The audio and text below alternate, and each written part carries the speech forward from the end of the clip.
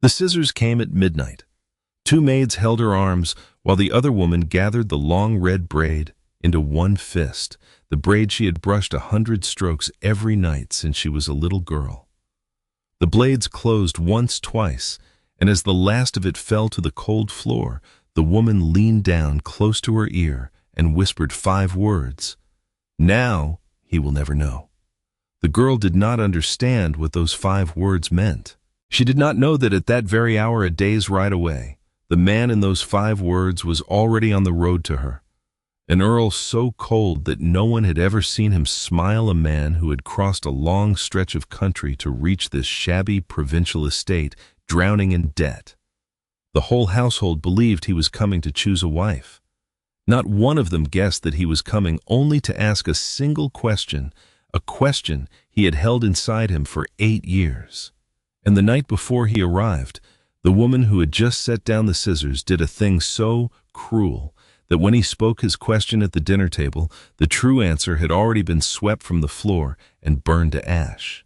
What was that question that the mere speaking of it could bring an entire house down? In the county of Cheshire, in the year 1836, Marden Hall had once been a happy house, its halls warm with wood smoke and the particular sweetness of a home where someone was loved.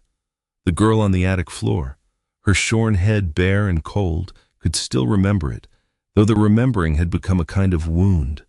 Her name was Rosamond Vane, and she was 23 years old, and this house had once been her father's house, and every stone in it knew her name. Her father, Sir Edmund Vane, had been a kind man. Too kind, the older servants used to murmur, kind enough to marry a widow 2 years after Rosamond's mother died, because he believed a growing girl needed a mother's hand. The widow had arrived with soft smiles and a daughter of her own, Selina, golden-haired and pretty, 1 year older than Rosamond. For a while the smiles held. Then, when Rosamond was 14, her father's heart stopped in his sleep, and by the time the funeral flowers had wilted, the smiles were gone. "You will earn your keep like everyone else," Honoria had said, standing in the doorway of Rosamond's bedroom while 2 footmen carried her belongings up to the attic. This house cannot afford idle girls. The house, it turned out, could afford new gowns for Selina every season. It could afford Honoria's card parties and Honoria's hired carriages, but it could not apparently afford Rosamond. So for 9 long years, Rosamond had scrubbed and stayed silent and survived. She had one treasure left, and it could not be taken from her because she wore it every day of her life. Her hair, copper red, thick and shining, falling past her waist when she unpinned it at night. Her mother's hair, the exact hair of the beautiful woman in the portrait that still hung above the main staircase, the portrait Honoria had somehow never quite dared to remove. Sometimes, passing that painting with a bucket in each hand, Rosamond would stop for just a moment and look up at the warm, laughing eyes and think, "I am still here, Mother, I am still here." That was before the night of the scissors. It all began with a letter. Rosamond was polishing the silver in the dining room when the messenger came, a rider in a fine dark coat with mud on his boots and a sealed envelope in his hand. She heard Honoria's voice in the hall, sugary and bright, and then she heard the study door close. Whatever was in that letter, it changed the house within the hour. Honoria swept through the corridors giving orders like a general. The good china was to be brought out. The guest wing aired. Fresh flowers, new candles, the French wine from the cellar. "He will be here tomorrow by noon," Rosamond heard her tell the housekeeper. "Everything must be perfect. Everything." "Who, madam?" the housekeeper asked. And Honoria's answer floated down the corridor, and even from a distance, Rosamond could hear the hunger in it. The Earl of Blackmere. The name meant little to Rosamond. She knew only what everyone knew, that Blackmere was one of the coldest and richest names in the north, and that its young earl was said to have never once been seen to smile. Why such a man would come to a faded country house with debts stacked in the study drawers she could not imagine. But Selina could. Rosamond heard her that evening through the parlor door, breathless with excitement. "An earl, Mama." "Why would an earl come to us?" "Because of an old promise," Honoria said, and her voice was low and careful. a very old promise made between his late father and this family. A debt of honor. And debts of honor, my darling, are paid in marriage. Selina gave a small, delighted cry.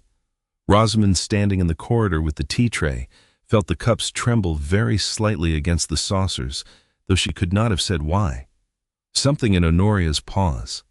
Something in the way she said the words, "this family," the way a person says words they have rehearsed. She carried the tea and eyes down and visible as always. But as she set the tray on the table, she felt it. Honoria's gaze fixed on her, not on her face, but on her hair. Rosamond had pinned it up under her cap as always, but a few copper strands had slipped loose at her neck. She felt Honoria's eyes settle on those strands the way a rabbit feels the shadow of a hawk pass over the grass. "That will be all," Rosamond, Honoria said softly. Too softly. They came for her after midnight. Rosamond woke to candlelight in her little attic room, and hands seizing her arms, Dora and Hetty, the two maids, who did whatever Honoria paid them extra to do. Rosamond opened her mouth to cry out, but there was Honoria in the doorway, calm as a Sunday morning, a pair of long silver scissors gleaming in her hand. "Hold her still." "Please!" Rosamond twisted, her heart slamming. "Please, what are you doing?" "There is fever in the village," Honoria said, walking closer unhurried. "Everyone knows fever hides in long hair. I am doing you a kindness, girl." "There is no fever." Rosamond said, the words tumbling out. "Please, not my hair, please. It is all I have of her." For one instant, something flickered across Honoria's face. Not pity. Something colder, like confirmation. She gathered the long copper braid into her fist and pulled it taut. "That," she said, "is precisely the problem." The blades closed, once, twice. Rosamond heard the sound more than she felt it, a dry, terrible whisper of steel through the hair her mother used to braid by the fire, the hair that was the last living piece of her. When it was done, Dora and Hetty let go. Rosamond sank to the floor among the fallen coils of copper too, stunned even to weep. And that was when Honoria bent down so close that Rosamond could smell the lavender water on her skin and whispered, "Now he will never know." Then she straightened, dropped the braid into Hetty's apron like a rag for the fire, and walked out. Rosamond sat on the cold floorboards for a long time, her shorn head bare. Her hands shaking, 5 words going around and around in her mind. Now he will never know. Who would never know? And what? She pressed her trembling hands flat against the boards. What was it that he must never find out? Downstairs, the great clock struck 1. In 11 hours, the Earl of Blackmere would arrive, coming to ask a single question he had waited 8 years to ask. And the answer had just been swept up and thrown into the kitchen fire. Toward dawn, she rose because there was no use in lying still and because the fires would not light themselves. She dressed in the plain black of a servant and pulled the cap down low over her cropped head, and she went down the back stairs into the sleeping house to begin the day that would change everything, though she did not yet know it. She lit the kitchen fire. She carried the water. She laid the breakfast things.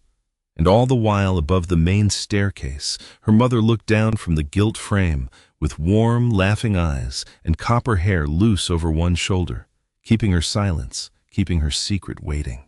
By 7, the house was awake and frantic. Honoria came down in plum silk, inspecting everything, her voice sharp as a whip crack. Selina was made to change her gown twice. The housekeeper, Mrs. Ashby, moved through the chaos with the weary patience of a woman who had served this house 24 years and seen it in better and far worse hands. She was old now, her knees stiff, her hair white beneath her cap, but her eyes missed nothing, and more than once that morning they rested briefly and without expression on Rosamond's shorn head. "You will stay out of sight," Honoria told Rosamond at the foot of the stairs, catching her by the arm hard enough to bruise. And when she inspected the cap and found it low enough to satisfy her, something in her face eased into open satisfaction. "You will serve at dinner because I am short of hands, and I will not hire a stranger the very day his lordship arrives. But you will keep your eyes down, and you will not speak. If his lordship addresses you, which he will not, because men like him do not see servants, you will answer in as few words as possible and remove yourself. Is that understood?" "Yes, madam." "And Rosamond."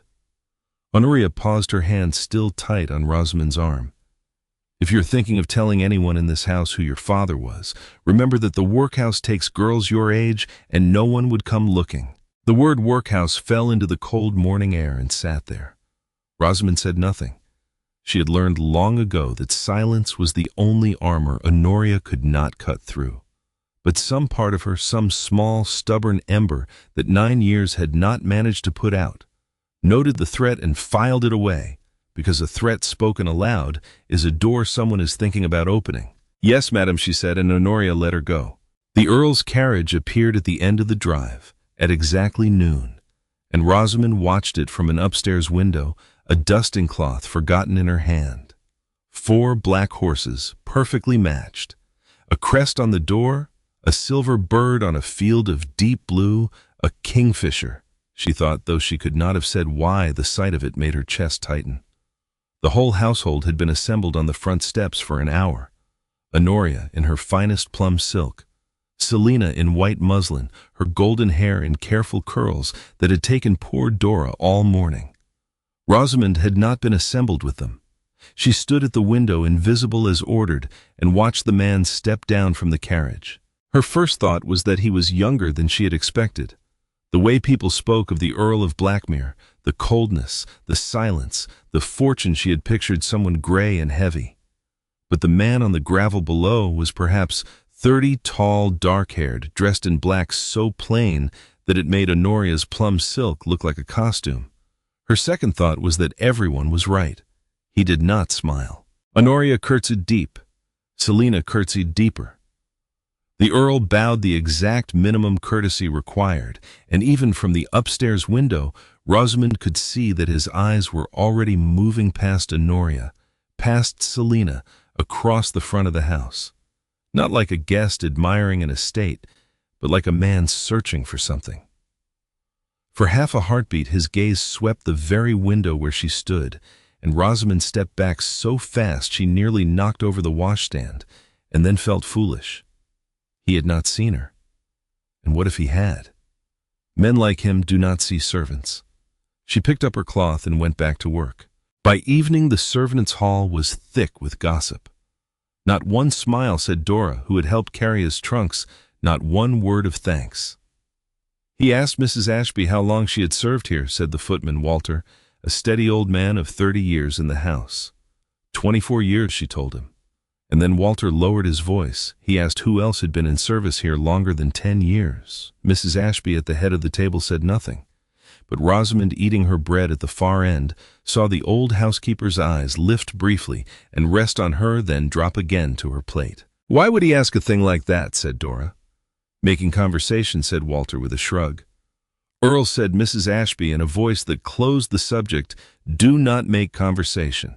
Upstairs that night, in the finest guest room of a house that had seen better days, Alexander Reed, Earl of Blackmere, stood at the window with an old letter in his hand.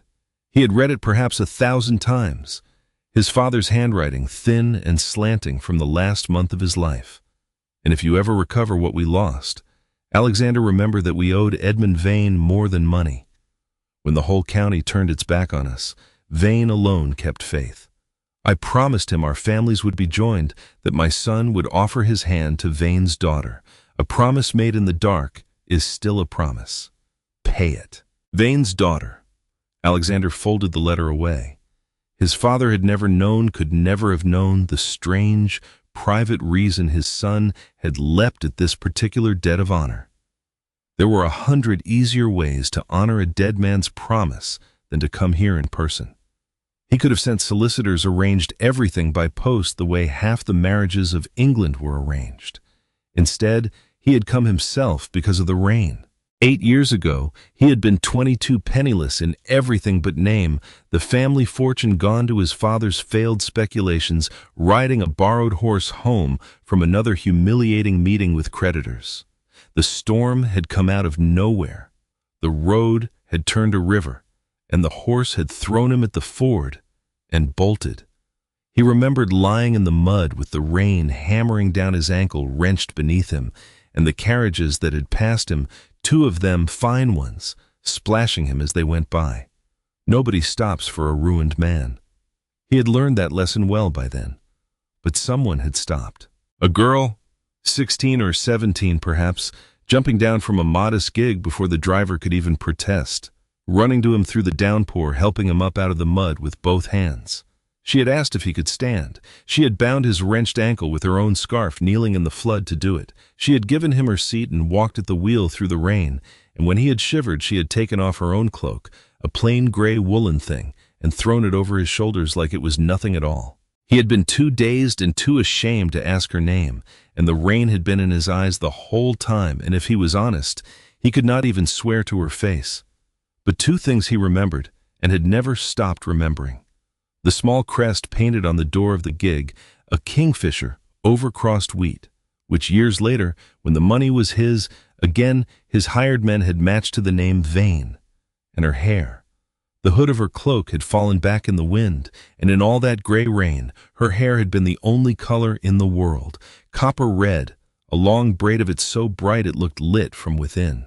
"I will return the cloak," he had called after the gig as it pulled away, and he had heard her laugh, young and warm, the laugh of someone who had no idea she had just done anything remarkable.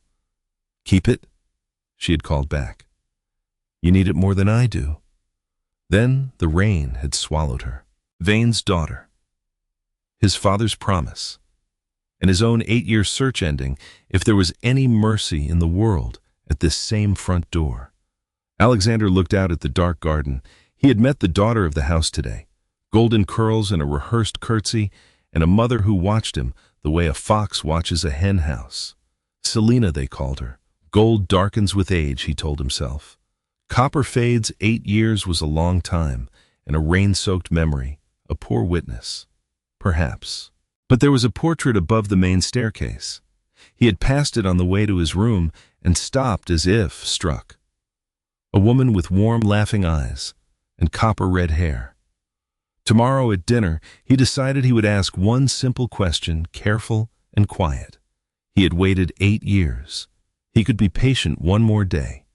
He did not know, could not have known that one floor above him, in a cold attic room, a girl lay awake with her hand resting on her bare, shorn scalp, wondering the same 5 words over and over into the dark. Now he will never know. The house slept between them, keeping its secret. The dinner table had never looked so fine. Rosamond had spent the afternoon polishing silver that had not left its case in years, her father's silver, engraved with the Vane kingfisher.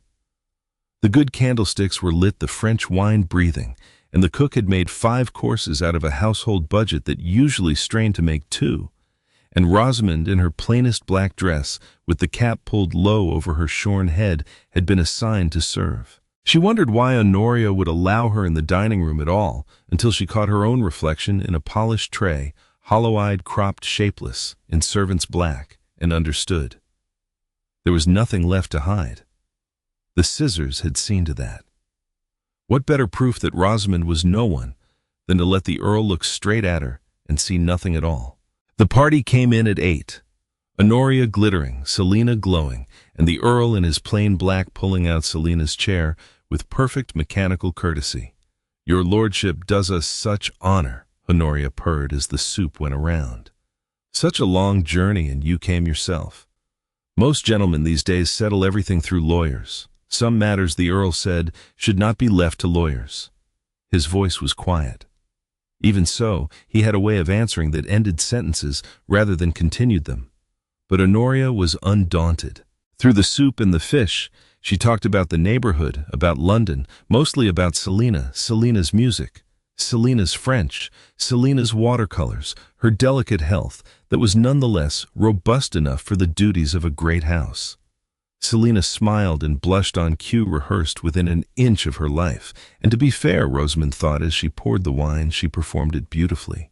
The Earl ate little, spoke less, and watched everything. He watched Honoria talk. He watched Selina glance at her mother before every answer. Twice, he asked Selina something simple and direct. Did she ride? Did she enjoy the country? And both times, Honoria's voice arrived a half-second before her daughter's could. If he noticed the serving girl with the cap pulled low, he gave no sign of it. Men like him do not see servants. Good, Rosamond told herself, keeping her eyes on anything but him. Good. It happened between the fish and the meat. Selina had been sent to the piano, just a little something. His lordship is fond of music and was playing a piece she had drilled all week prettily and without a single mistake. Honoria beat time with one finger against her glass, radiant with the particular pride of a gambler, watching her horse come up the final stretch. The Earl was not looking at the piano. Rosamond, standing at the sideboard with the decanter, followed his gaze through the open dining room doors across the hall, up the sweep of the staircase to the portrait. Her mother looked back down at them all from her gilt frame, young laughing-eyed painted the spring, before Rosamond was born, her copper hair loose over one shoulder, the way she had always worn it at home. Rosamond's hands tightened on the decanter. Do not look at it, she thought absurdly, uselessly, at an earl she had never spoken to. Please, do not look at it.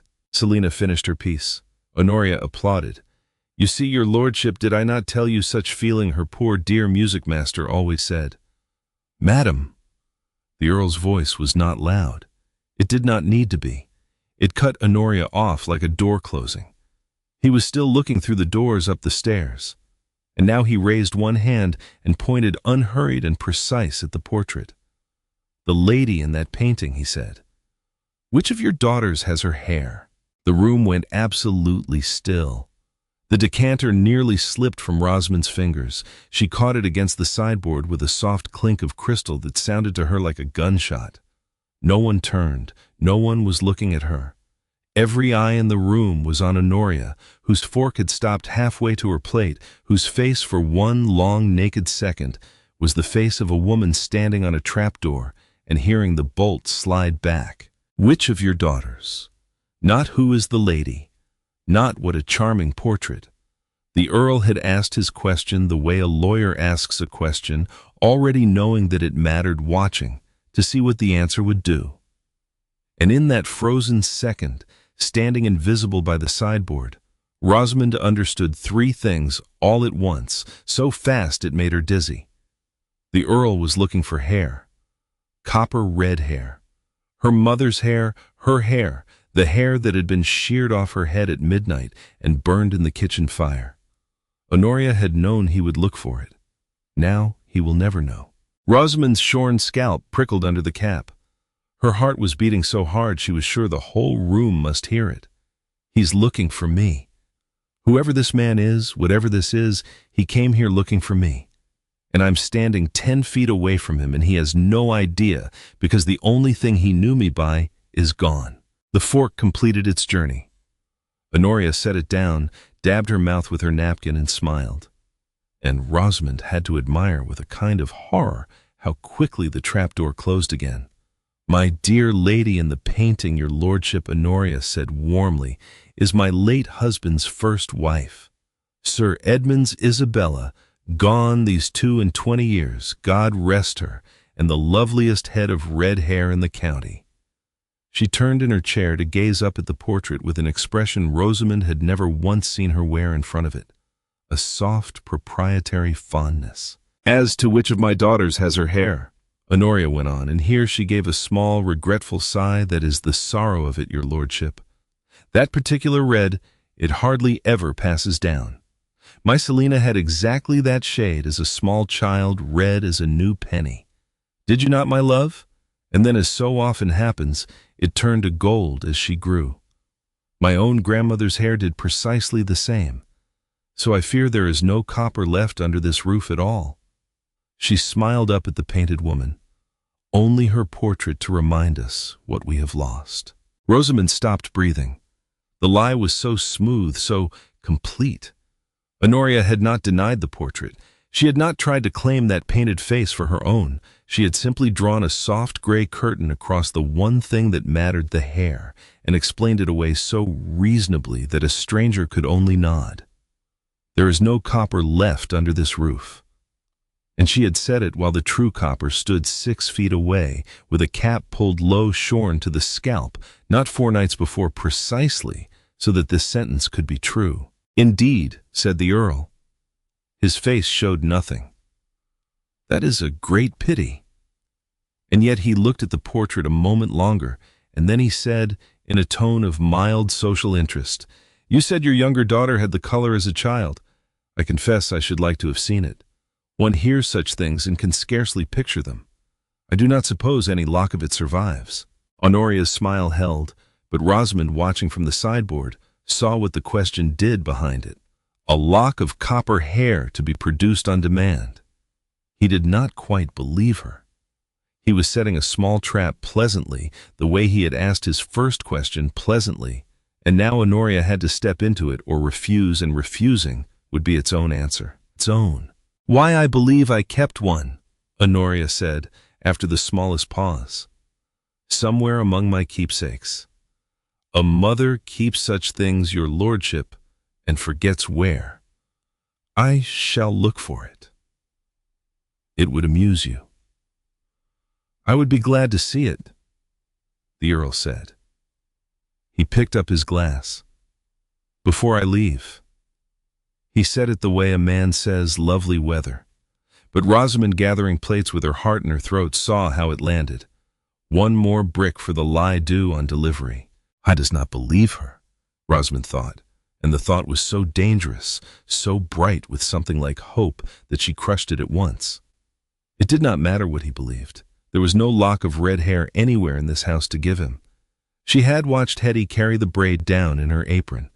It had gone into the kitchen fire. Unless they cut it from the only red hair left under this roof, whatever stubble remained beneath her cap. She walked out of this dining room with the stacked plates and made it as far as the servants' corridor before she had to lean against the wall. He did not yet know the girl's name. He had barely seen her face beneath the low cap, the serving girl who had nearly dropped the decanter when he asked his question, whose hands had trembled so that the crystal sang. He had noticed the trembling as he noticed everything. He had filed it away, one more small wrong note in a house full of them. He did not know, could not have known, that the answer to his question had stood 10 feet from him all evening, pouring his wine, and that he had looked straight at her exactly as her stepmother had planned, and seen no one at all. Honoria produced the lock of hair the next morning at breakfast, tied with a faded ribbon and pressed between the leaves of a small Bible. She laid it on the table beside the Earl's plate with a sigh as though the memory pained her. "There, your lordship. My Selina's baby curls. Is it not a shame the color could not last?" The Earl picked it up. It was a fine curl of copper red, soft as a child's hair truly is, and to any casual eye it was exactly what she said it was. But the Earl had spent 8 years learning to distrust exactly what things appeared to be. And as he turned the curl in his fingers, he caught the faint smell that clung to it. Not lavender water, not the dried rose and old paper of a keepsake long treasured in a lady's Bible. Tallow, cheap tallow smoke, and the particular sourness of a cottage hearth, as if the hair had been cut only recently in a poor house where they burned tallow candles because they could not afford wax. He said nothing. He set the curl down and thanked her gravely, and he watched Honoria's shoulders ease with relief, and he thought that hair was cut from a living head within the last day, and not from any head in this family. Somewhere on this estate there is a red-haired child in a laborer's cottage who is missing a curl and a shilling the richer, and a mother who is told the mistress collects such things. It was clumsy of her, and that was what interested him most. Honoria Vane was not a clumsy woman. She had produced a false answer overnight under pressure, which meant she had not expected the question, which meant the true copper had been somewhere she thought perfectly hidden. A woman hides a thing that carefully only when the thing is dangerous to her. And what was dangerous to Honoria Vane was he was beginning to see precisely what was owed to Vane's true daughter. So the Earl began that day to ask his quiet questions. He asked the footman, Walter, as the old man helped him into his coat, which rooms of the house were never used now. Walter, 30 years in service, and no fool glanced once over his shoulder before he answered. The old nursery, your lordship, and the schoolroom above it shut up these 9 years, and the attics some of them put to other use. What other use, the Earl asked, mild as milk. But Walter had said as much as he dared, and busied himself with the coat. And he asked Mrs. Ashby. He found the housekeeper in the linen room, and he closed the door, and he did not trouble to be indirect with her, because he had watched her for 2 days, and judged her to be the one person in the house whose silence was not the silence of guilt, but the silence of fear. Mrs. Ashby, he said, you have served this family 24 years. You dressed the First Lady Vane, I think. You would have known her hair. The old woman went very still, her hands full of folded sheets. I knew it, your lordship, she said at last. Reddest hair in the county. Then Sir Edmund had a daughter by that first wife, the Earl said. A daughter of his own blood. What became of her? For a long moment Mrs. Ashby did not answer.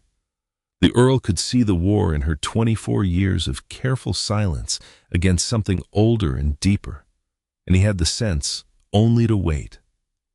At last, she said, Lo, I have a place in this house, your lordship, and an old woman with no place is an old woman in the workhouse. I will not lose my bread over a question in a linen room. But I will say this, you are asking the right question, and you are asking it of the right person, and you have not yet asked the last of it. Then I will ask you again before I leave, the Earl said quietly. And Mrs. Ashby, when I do, I hope you will remember that I have spent 8 years and a great deal of money asking this question of the wrong people, and that I did not cross England to be turned aside by a soft answer at a dinner table. He left her then, because the surest way to lose a frightened witness was to frighten her further, and because he had already learned enough to know the shape of what was hidden. There was a daughter of Vane's own blood, red-haired like her mother, vanished from the life of the house, and the woman who ruled the house now had cut a stranger's child's hair to answer a question about copper. He would write to his lawyer tonight and send a man to the parish church for the register of baptisms, which no stepmother's smooth answer could contradict, because a christening entered in a parish book in the year of a child's birth is the one witness in England that cannot be bribed or burned. He needed a week, some pretext of business, and in that week he would have the truth in writing. I was a careful man, and his plan was a good one. He did not know that he did not have a week. He had, though he would not learn it for 2 more days, rather less. That evening, passing through the library on his way to dress for dinner, the Earl found the serving girl there. She had not heard him come in. She was standing at the far shelves with a cloth in one hand and a large flat book open in the other, and she was not dusting.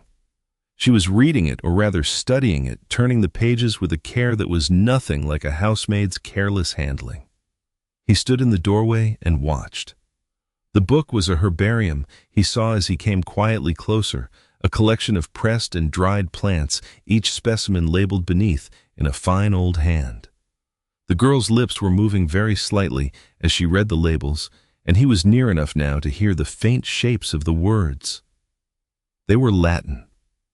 She was reading the Latin names of the plants, and she was reading them correctly, and she was reading them the way a person reads something they already half know, checking an old memory against the page. "Whose book is that?" he said. She spun around the herbarium, clutched to her chest, the cloth dropping from her hand.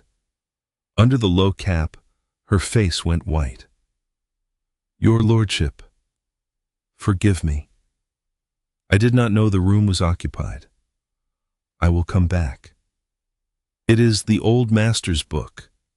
Is it not?" the Earl said, not moving from where he stood. "Sir Edmund's. He was a botanist. I did not know that. But you did." "I dust in here, your lordship," the girl said, her eyes down. "One learns what the books are." "Then tell me what that one is," he said. "In your own words."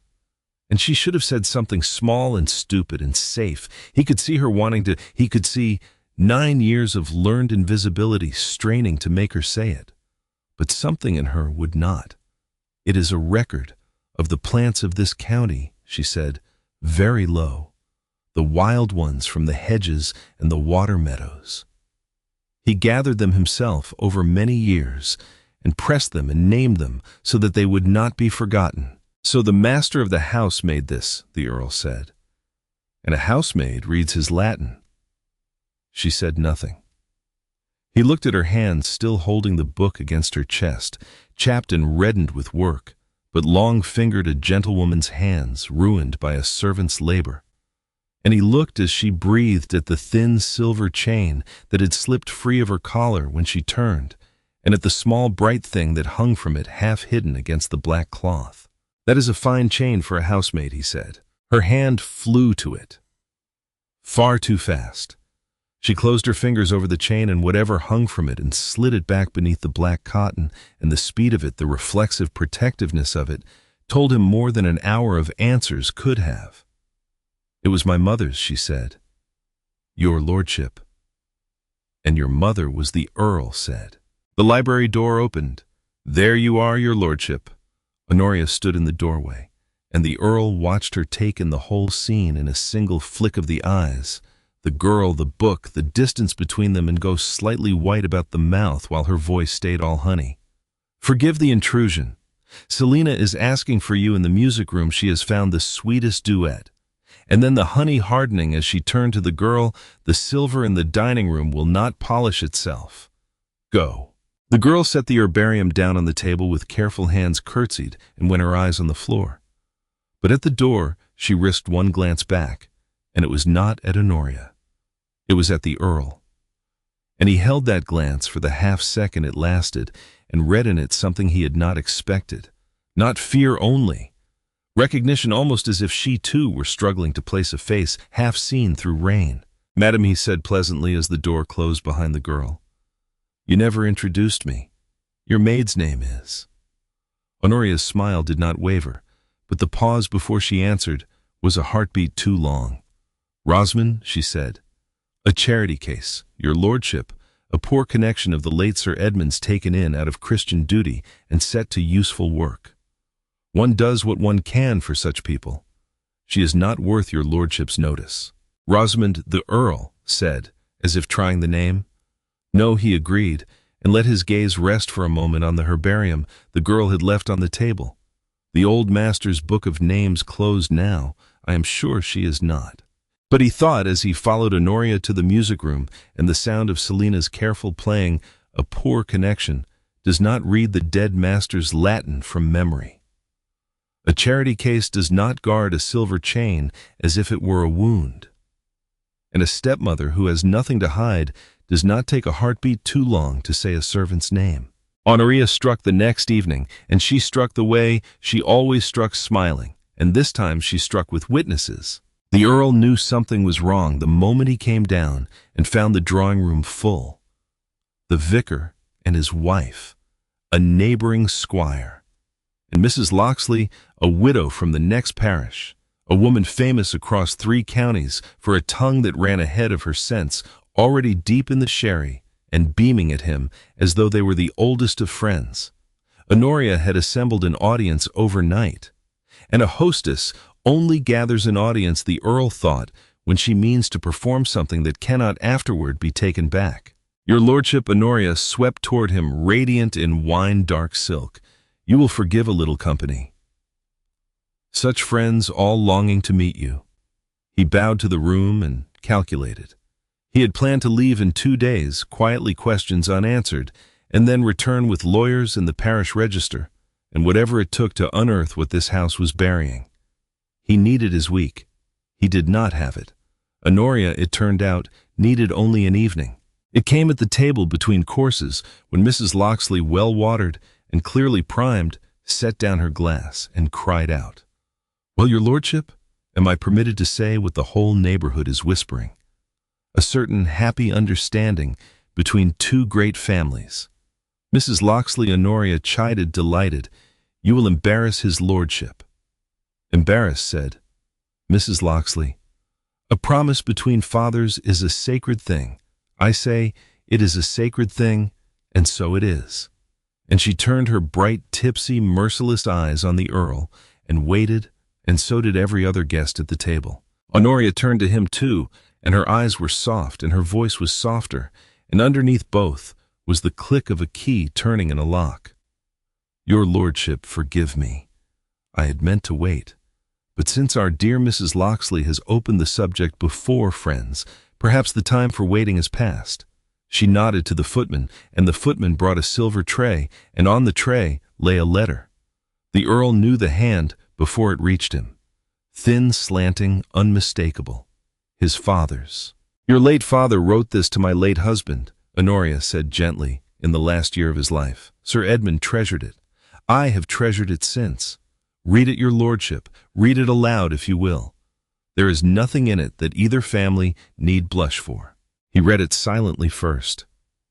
It was genuine. That was the horror of it. His father's voice rose off the page, the gratitude, the shame of the debt, the pledge. My son shall offer his hand to Vane's daughter, and our houses shall be joined, so help me God. Vane's daughter, no Christian name. His father had likely never learned it, a promise sworn in the dark of ruin to a benefactor whose child he had never met. And Honoria, who could not know which daughter the letter meant, who perhaps did not care, had chosen to read it as meaning the only daughter she meant to offer. Selina, Marsh's girl, not Vane's daughter at all. Of course, Honoria said to the table at large, dabbing at her eye.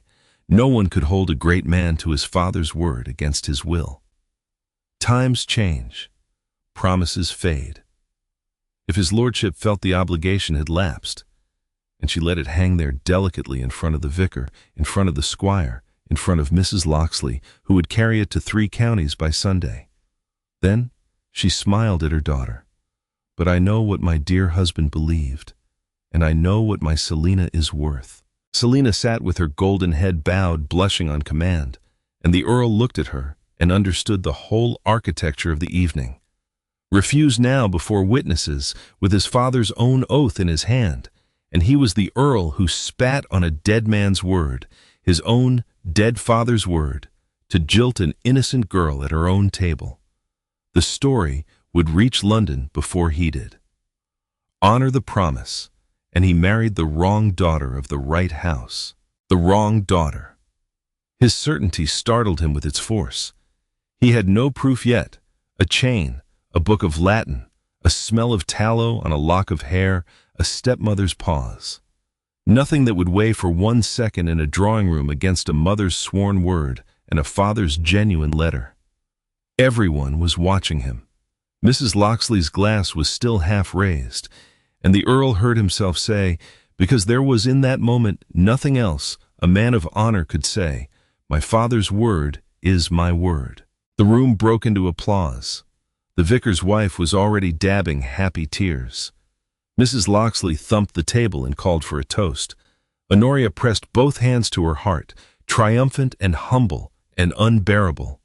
And the Earl, rising with his glass, because there was nothing else to do, heard his own voice, as if from a great distance, saying the necessary things, the honor of both families in due course, while inside him, something bolted like a horse in a burning stable. In due course, he had said. Not a date. He had left himself that much. A betrothal was not yet a wedding, and lawyers could be slow and registers could be found. A week. He still needed only a week. He did not know that the girl who was the true answer to his father's letter would be gone from the house before the week was 3 days old. And he did not yet know why Honoria was in such desperate haste, though he would learn that too, and soon. The why was money, and the money had a history.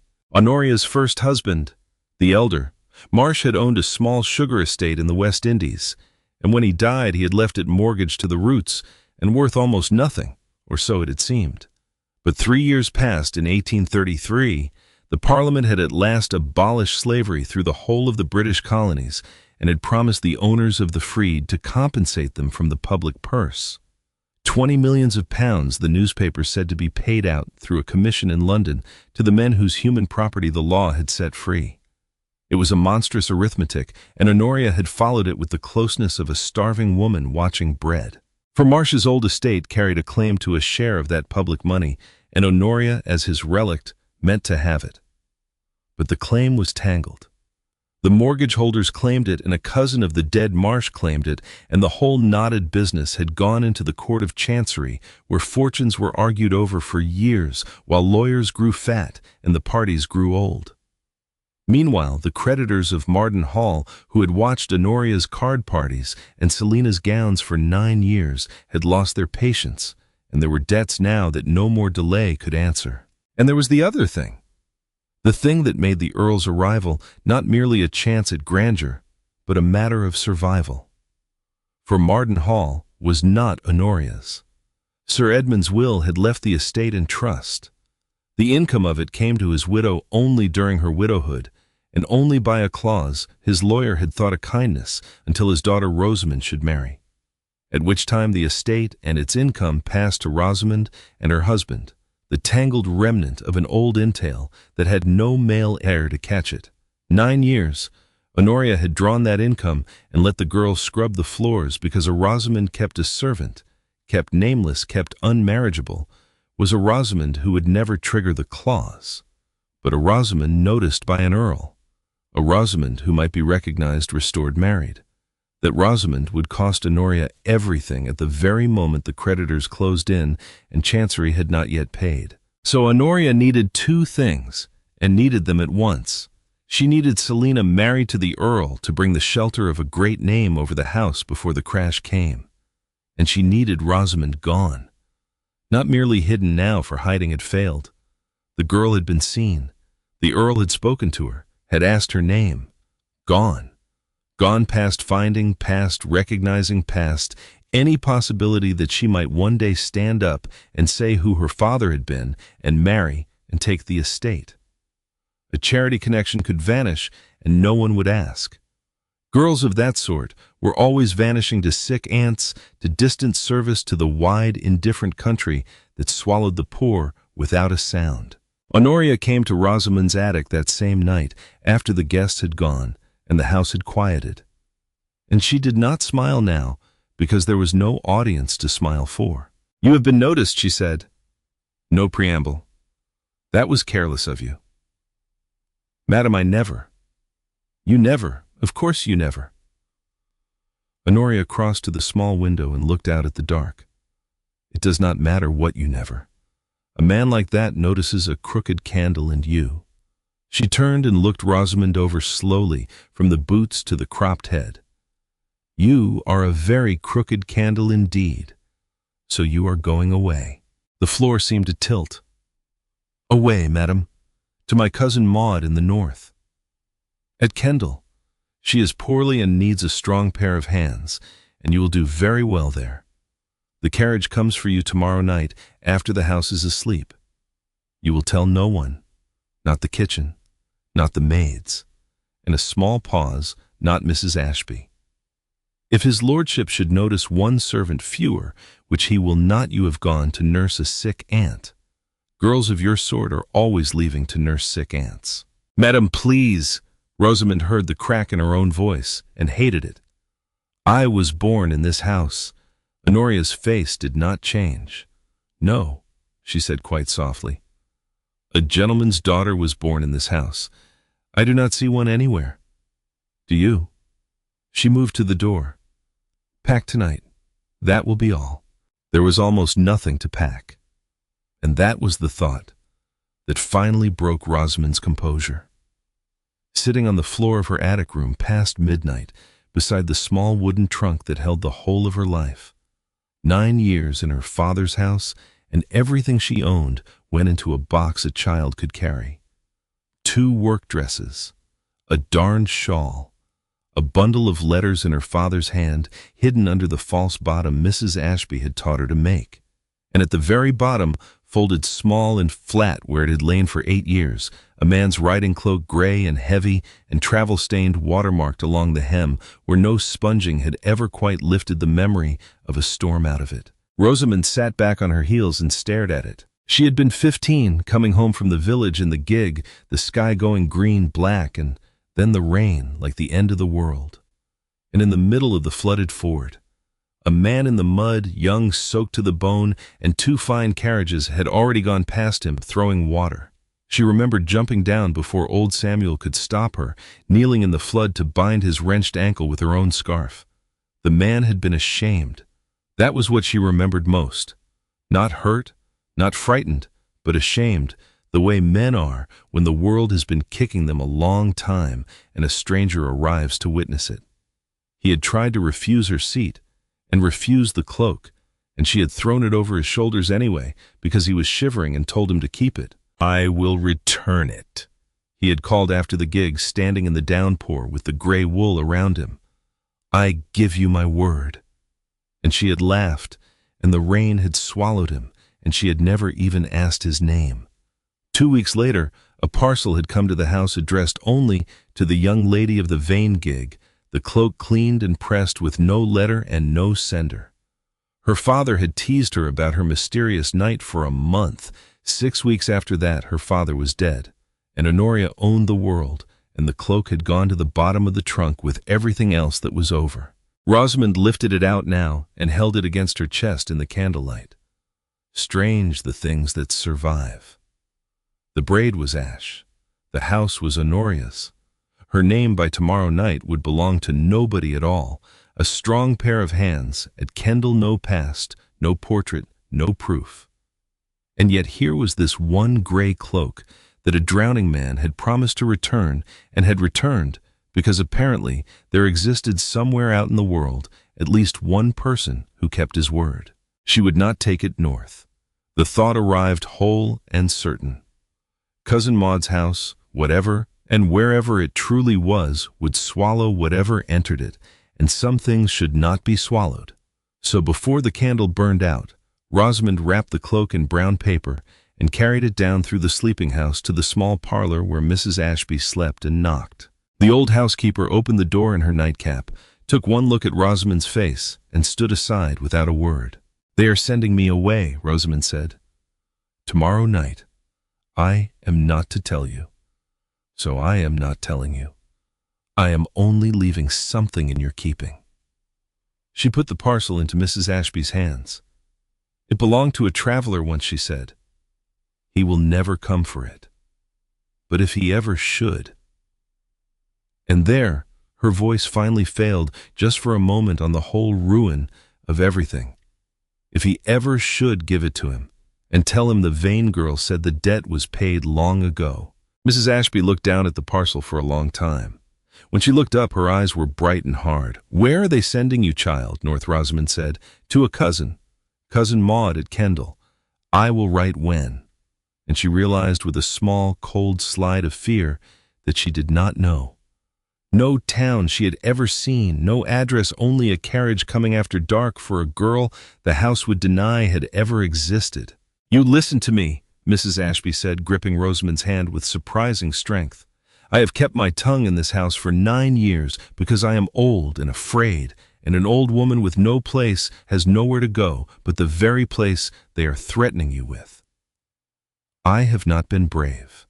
But there is a gentleman under this roof who has been asking exactly the right questions and asking them of me, and I have been too frightened to give him the last answer. That is going to change. Go and pack your box, do. As she says, let them think you are beaten, and trust that this old woman has one brave thing left in her before she dies." Rosamond did not understand her, not then, but she pressed the old hands and went back up to her attic and finished her small packing and did as she was told and let them think she was beaten, which after 9 years was not so very hard to do. Above them, in the guest wing, a floorboard creaked the sound of a man who could not sleep, writing by candlelight to his lawyers, asking for a week he did not have. They came for her the next night at 11:30. Dora sent up sniffling and unwilling, and behind her, keeping to the shadow of the landing, Honoria, in a dressing gown with a candle. Quickly and quietly, Honoria said, "Out through the kitchen court." The trunk was light, and that was the thing Rosamond chose to think about, going down the back stairs of her father's house for the last time, how light 9 years could be. Out the court door, into a cold, clean night full of stars where a closed carriage stood waiting with a driver she had never seen before. No lamps lit her going, no one waved. Only at the last moment, high in the house behind her, a curtain moved in Mrs. Ashby's small window, and Rosamond lifted her hand once to the glass and the old woman behind it. "In," said the driver. She climbed in. The door shut. The carriage swung out of the court and down the long, dark drive, past the gates her great-grandfather had raised and turned north. Inside, Rosamond sat very straight with her hands folded on the trunk and made herself breathe and did not cry. It was done. Let it be done. The Earl would marry. The house would forget. And somewhere in the north, a strong pair of hands was expected. She did not see the milestone at the crossroads an hour on, where the north road bent away toward the fells and the lakes and the honest cold town of Kendal, and the carriage did not bend with it. She had never traveled this country, and one dark hedge was much like another, so she did not know, could not know that the road they took now ran east toward the smoke and the manufacturing towns toward a great blind building on a hill above a river, where a certain kind of person was received at all hours, no questions asked, and none answered. She only knew after a time that they had been traveling too long and that the air through the carriage window had begun to smell of coal. "Where are we?" she asked the driver through the panel. He did not answer. Cousin Maud did not exist. There was no sick aunt at Kendal, no north at all. There was only the place they were taking her, and Honoria had chosen it with care because it was the one place in England designed to make a person disappear. For 2 years past, since the new Poor Law of 1834, the parishes had been joining into unions and building great workhouses to hold the destitute of a dozen villages under one roof, and the cold philosophy of these houses was that they should be worse than the worst life outside, so that only the truly desperate would enter. Men were parted from their wives at the door, mothers from their children, and the food was weighed out to be exactly enough to keep a body alive, and no more. Into such a house, a woman could walk with a name and a history, and out of it, if she was entered as the driver's letter instructed without either. Colthurst Union, the place was called on the moor above the mill town of the same name. And the letter that traveled with Rosamond, sealed and paid, instructed its master that the bearer was a female without settlement, without family, and without name, to be entered simply as Rose.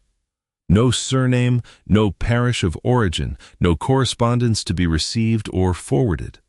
The fees most irregularly had been paid a full quarter in advance, which brought a certain incuriosity for a master who was paid not to ask, did not ask. Rosamond learned all of this in pieces over the terrible hours that followed as the carriage climbed the moor road in the last of the dark, and the great soot-black building rose against the paling sky as the driver handed his letter through the gate and drove away without a word, as a hard-faced matron read the letter and looked at her cropped head and said, "Well, Rose," and wrote a single word in a ledger and gave her a gray dress and a gray apron and told her the rules.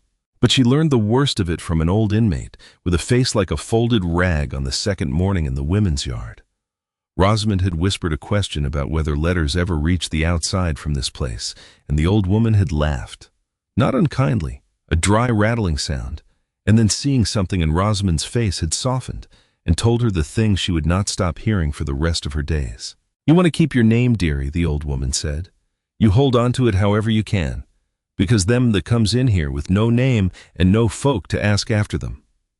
She jerked her chin toward a far low building across the yard, its windows small and high. "When they die in here, no name, no folk, there is a law now. The doctors are allowed to take them. For the cutting. The teaching schools in the towns, they need the bodies, and the law says the unclaimed poor may be given over. 4 years now, that law. So you keep your name and you make sure somebody knows it, or you go into the ground in pieces and no stone over you at all." Rosamond stood very still in the cold yard. The Anatomy Act, the old woman meant, though she did not know its name. The law of 1832 that gave the anatomy schools a legal supply from the bodies of the poor who died in institutions with no family to claim them. And she, Rosamond Vane, daughter of Sir Edmund Vane of Marden Hall, had been entered here as Rose, no surname, no family, no correspondence. If she sickened here, she would die as no one and be given to no one and vanish so completely that not even her body would remain to say she had ever lived. Now, he will never know. She understood the 5 words fully at last. Honoria had not merely hidden her. Honoria had arranged coolly and with a quarter's fees paid in advance for her to cease entirely to be. But Rosamond did not sicken, and she did not despair, though the place gave her every reason for both. She did the thing she had learned to do in 9 years of survival. She made herself useful, and she watched, and she waited, and she kept folded small and hidden in her own heart where no matron could search it, the 2 things Honoria had not been able to burn. Her name and the memory of one gray cloak kept safe in the hands of the one person left in the world who knew that Rosamond Vane had been sent away, and where. Back at Marden Hall, the Earl of Blackmere sat at his writing desk very late, sealing a letter to his lawyer, unaware that the true answer to 8 years of searching had passed his window in a closed carriage the night before and turned east where he supposed it had gone north. 1 week he had written, "I require the parish registers of this county examined within 1 week." He had 8 years of patience left in him, he reckoned. What he did not have, though he would not learn it until the cloak was laid upon his bed, was 8 days. Mrs. Ashby waited 1 full day, and it was the longest day of her 24 years in service. She waited because she was old and careful, and because a housekeeper who accuses her mistress on no evidence is a madwoman turned out without a character by nightfall. She spent the morning after Rosamond's leaving, making one quiet inquiry, a word with a stable lad from the village who had watered the strange carriage's horses at the Crossroads Inn. North was it, she asked, easy as gossip. The Kendal Road. The boy scratched his head. That rig took the East Road, missus. I heard the driver say it to the ostler. Colthurst, he said. Up on the moor. And then seeing her face, missus, you have gone a queer color. Colthurst. Every servant in 3 counties knew what stood on the moor above Colthurst. You threatened idle scullery girls with it. Mind your work, or you will finish on the moor. The Union. The workhouse. So that evening, while the family lingered over the betrothal, congratulations below, Mrs. Ashby climbed the stairs to the guest wing on her ruined knees, carrying a parcel wrapped in brown paper, and did the single most dangerous thing of her long, careful life. She laid it upon the Earl of Blackmere's bed, unwrapped it, and stood beside it, and waited to be caught. The Earl came up a little before 11, still in the black evening clothes that had felt all day like morning. He saw the old housekeeper standing rigid by his bed, and opened his mouth, and then he saw what lay on the coverlet. For a moment, he did not move at all. Gray wool, heavy riding cloth, the collar he had turned up against that murdering rain, the shoulder seam. His own weight had torn the year before. Everything was lost. And there along the hem, the water stain that no sponging had ever lifted, the exact tide mark of the worst and best day of his life. He had wondered for 8 years why the parcel he sent back had never been acknowledged, whether it had even arrived. It had arrived. He crossed the room slowly and put his hand on it the way a man touches something he has decided must be a dream. Where he said, and his voice came out wrong, and he began again. Where did this come from? A girl left it in my keeping, your lordship, Mrs. Ashby said. Her voice was steady. Her folded hands were not. 2 nights ago, with a message should its owner ever call for it. And here the old woman's chin came up, and she delivered it word for word the way she had been repeating it to herself for a day and a night. She said to tell you that the Vane girl said the debt was paid long ago. The room was so quiet the Earl could hear the candles burn. The Vane girl, he repeated. Yes, your lordship. He turned to face her, and whatever was in his face made the old woman brace herself against the bedpost.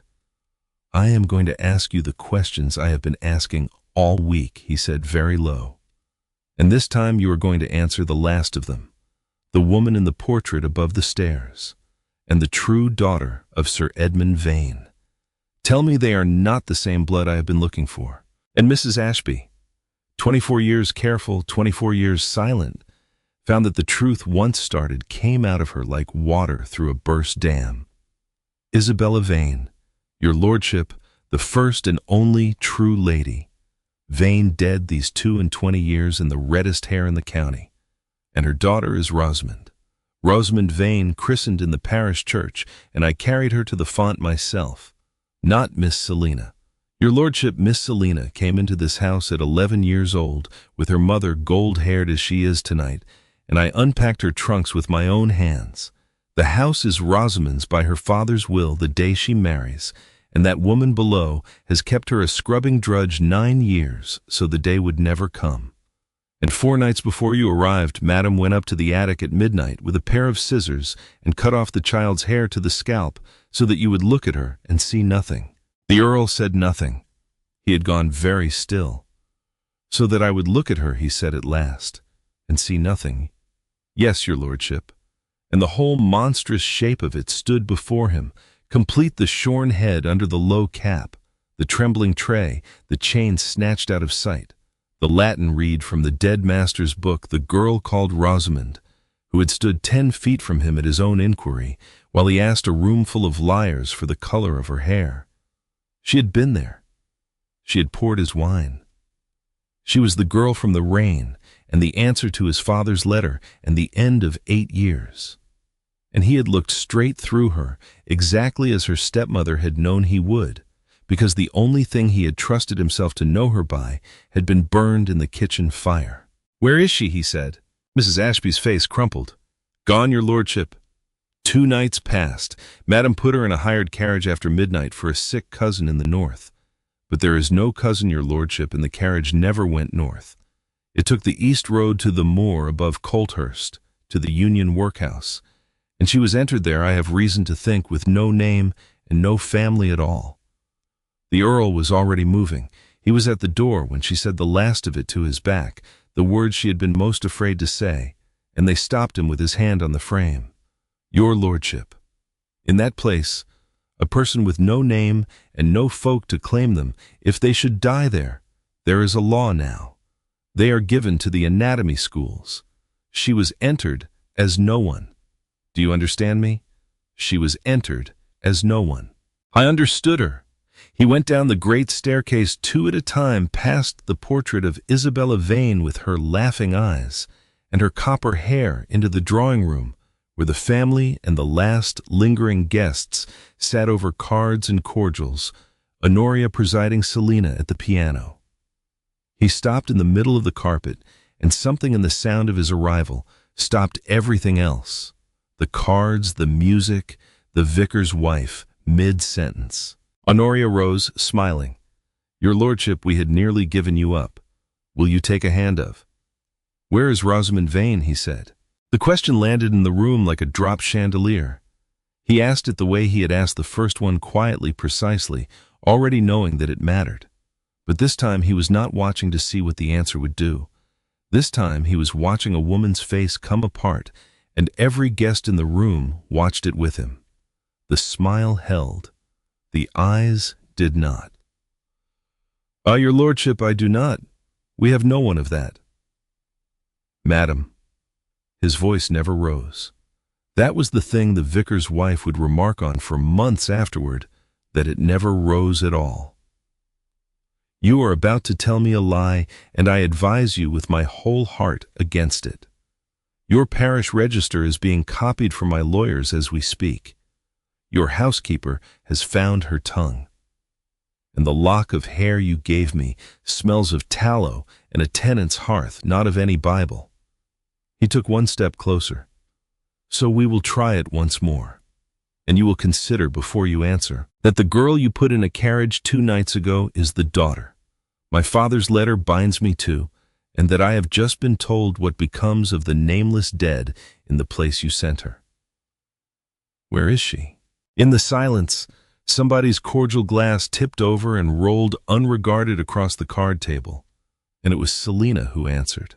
She had risen from the piano white as her muslin, one hand pressed flat against her ribs, and when she spoke, her voice was small and clear, and it broke her mother's power in that room forever.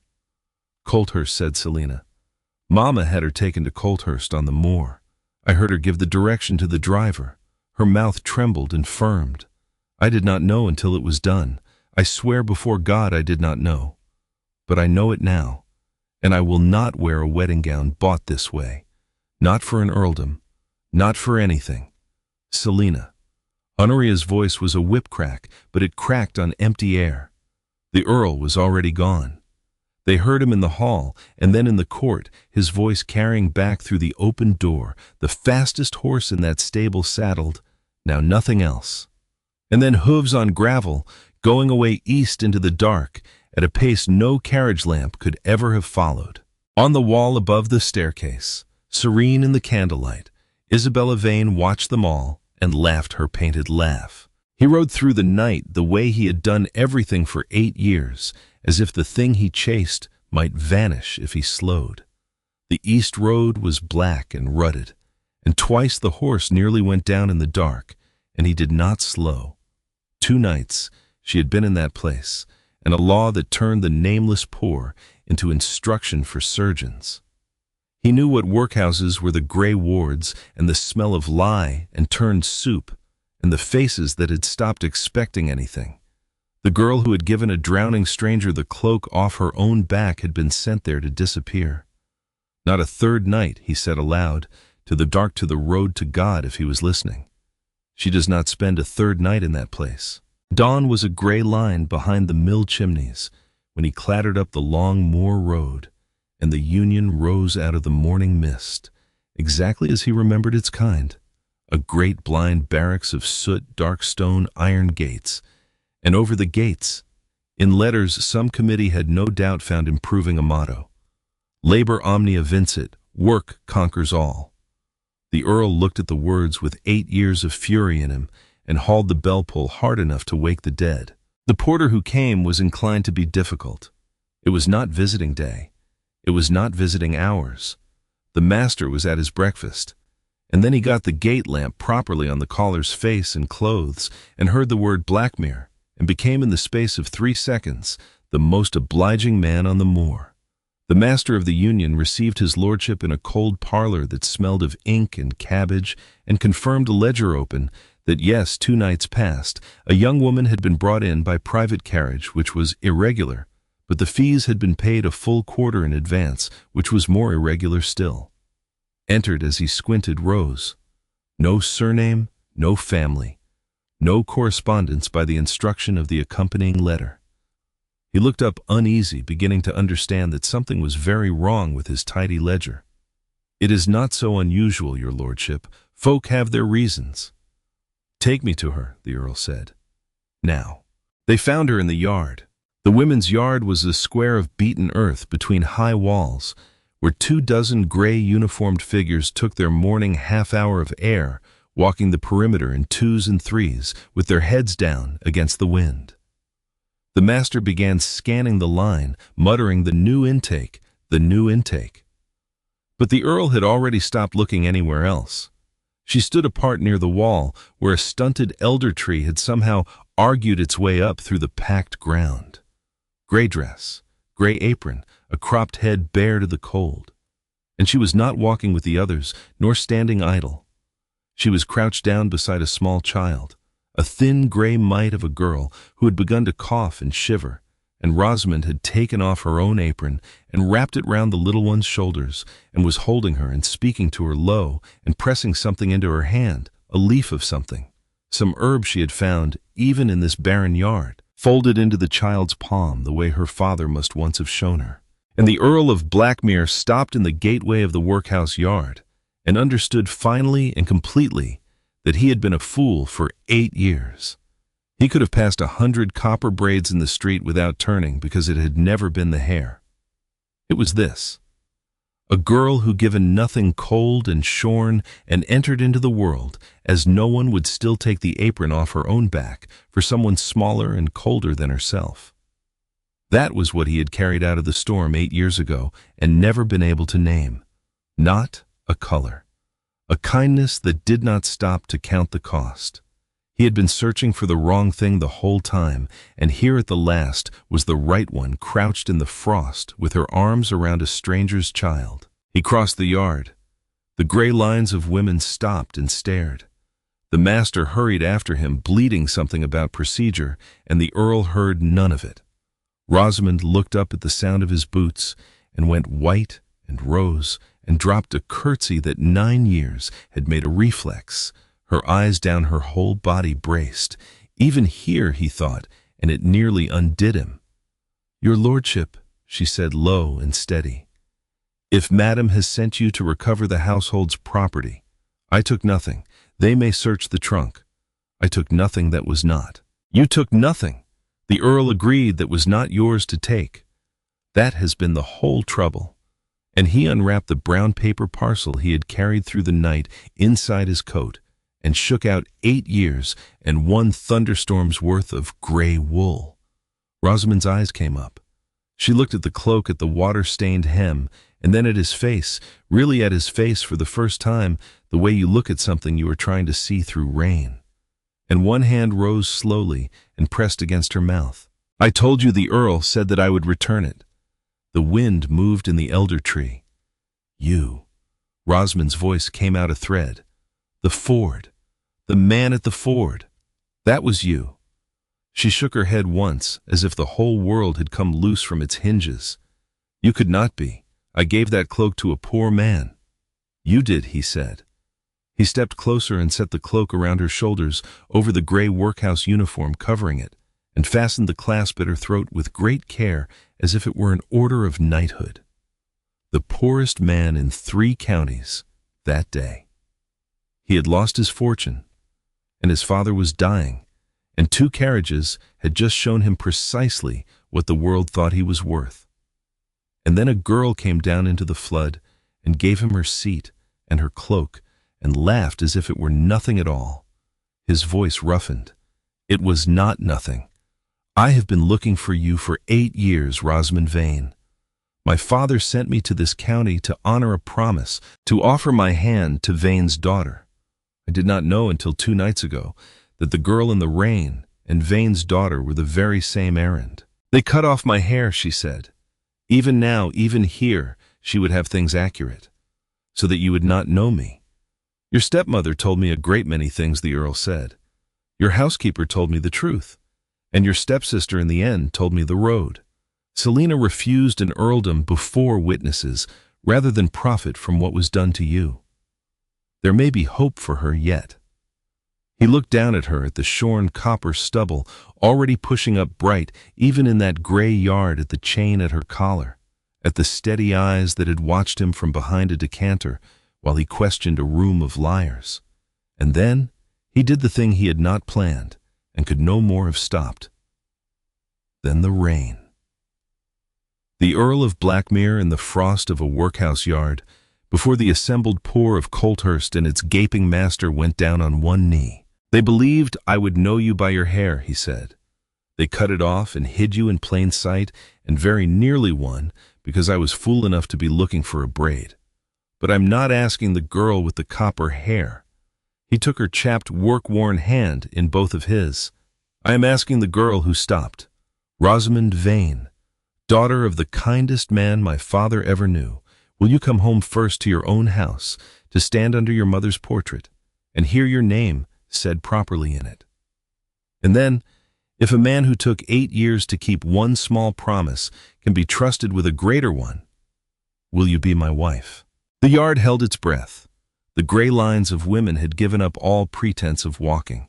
The wind turned the pages of the master's forgotten ledger, and Rosamond, who had not wept at the scissors, nor at the drawing-room applause, nor in the carriage, going east, in the dark felt her face crumple at last, and laughed at the same time, the same laugh he had carried out of the storm, young and warm and astonished. "You kept it," she said, "all this time. The cloak, you kept it. I keep things," said the earl, "that are given in kindness. It is my one great talent." "Is that a yes?"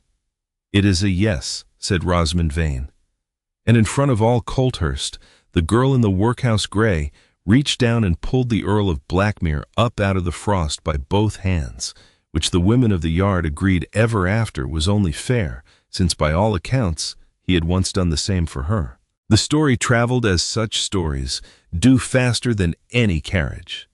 By the end of that first week there was not a parlor in the county that had not heard how the Earl of Blackmere had ridden out of a betrothal into the night and returned with a shorn-headed girl in a workhouse dress wrapped in his own gray cloak, and how he had walked her into the great hall of Marden Hall, rung the bell to summon the whole household, and said, "This is Miss Rosamond Vane, daughter of Sir Edmund and Isabella Vane, and you are standing in her father's house, and some of you have forgotten it. You will not forget it again." And how old Walter the footman had stepped out of the line and bowed to the girl in gray, the full beau, the one kept for the family, and how one by one the whole line had followed, some of them weeping, until Rosamond stood beneath her mother's portrait with her cropped head high and let them. Honoria was not there to see it. It would have been simple and satisfying to say she was dragged off by constables, but the truth was quieter, and in its way more terrible. Rosamond would not have a trial. "I will not begin my life in a courtroom with that woman," she told the Earl in her father's library. And he did not argue, though the lawyers had found much to interest them in 9 years of Marden accounts. So there was no trial. The county tried Honoria instead, in the drawing rooms and the church pews and the market-day conversations, and its verdict was without appeal. Within a month, there was not a door in 3 counties that opened to her knock, and the great claim she had staked everything on the chancery suit for the compensation money at last collapsed under the weight of the rival claimants, so that the fortune she had waited for never came at all. She left before spring, in a hired carriage for a distant town, where no one knew her the same manner of unmarked leaving. Mrs. Ashby observed with grim satisfaction that she had once arranged for someone else. Not everything was mended, and that was the truth.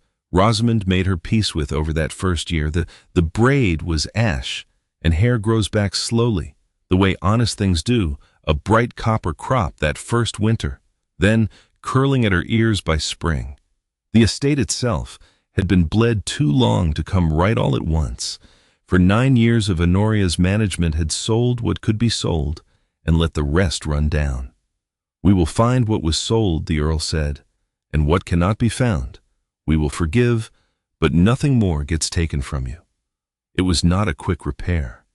It was the slow, patient work of years, which is the only kind of repair that lasts. Selina did not leave. She had tried to in those first raw days, coming down with her trunks packed to say stiffly that she understood she could not stay. But Rosamond had looked at her a long moment at 9 years of small cruelties and averted eyes. And at the one moment when this frightened girl had stood up at a piano and thrown away an earldom with 4 words and had said, "You knew nothing of the workhouse until it was done. I believe that, and when it cost you everything to speak, you spoke. Unpack your trunks. One of us sent away in disgrace is enough for this house. Besides, I shall need a bridesmaid."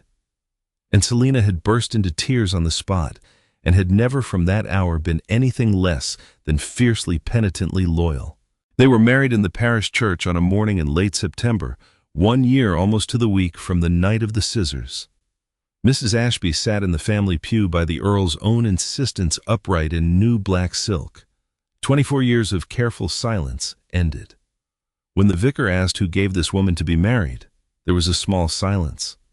For her father was many years in the churchyard outside, until old Walter the footman stepped forward in his best coat and said in a voice that carried to the bell tower, "Her father's house does."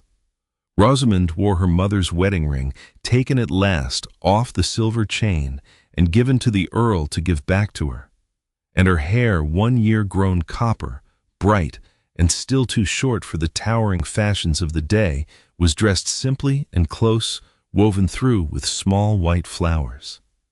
Every soul in the church knew why it was short. She wore it like a coronet.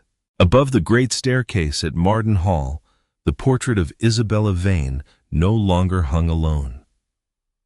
Beside it, in a matching frame, the paint scarcely dry, hung a second portrait, a young woman with short, bright copper hair and steady eyes, painted standing in a library, with one hand resting on a book of pressed flowers, mother and daughter side by side over the hall of their own house, where every guest and every servant and every year to come would pass beneath them. And on a small brass plate, below the second frame, at the Earl's express and unnegotiable instruction, the guests who bent to read it found not a name and a date, but 5 words that meant nothing to most of the county and everything to the 2 people who mattered. She stopped in the rain. They left for Blackmere in the late afternoon through lanes gone gold with turning leaves, and it was a mile past the crossroads, with the Marden chimneys sinking behind the hills, that the weather which had held bright all that perfect day finally turned. The sky went pewter over the fields. The first drops hit the carriage roof fat and deliberate, and then the whole sweet gray curtain of an autumn rain came down across the world. Rosamond laughed aloud. "Of course," she said. "Of course it rains." And the Earl reached beneath the seat and drew out the thing he had placed there that morning with his own hands, telling no one. Folded gray wool heavy travel stained the watermark along its hem that neither of them would ever permit to be lifted. He shook it out and laid it around his wife's shoulders over the wedding dress and fastened the clasp at her throat with the same absurd care as in the workhouse yard. "You realize," Rosamond said at last against his shoulder, "that you have given it back to me now. After all that, 8 years of keeping it, and you have simply handed it over." "I have," the Earl agreed. "It was always meant to be yours. I told you to keep it, and I told you," said the Earl of Blackmere, closing his hand around his wife's, around the chapped, beloved hand with her mother's ring on it, "that I would return it. A promise made in the dark is still a promise." He kissed her hair copper bright, and 1 year grown as the rain carried them home. Besides, he said, it was never really the cloak I was keeping. Outside, the storm washed the world clean. Inside, under the gray wool, the girl who stopped and the man who searched rode on together toward the lit windows of a house that had been waiting a long time for some things once given in kindness always find their way home.